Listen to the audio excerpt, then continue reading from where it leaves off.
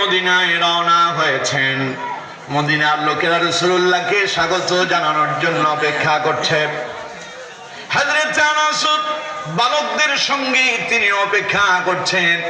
তিনি তার মায়ের জবান থেকে রাসূলুল্লাহর অনেক প্রশংসা শোনাচ্ছেন। আজ নবীজি আসবেন।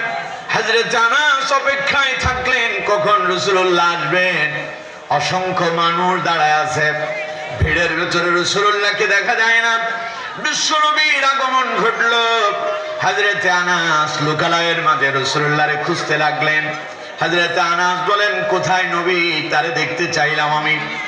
ভিড় যখন কমে গেল, আস্তে আস্তে সামনে এগিয়ে গেলাম।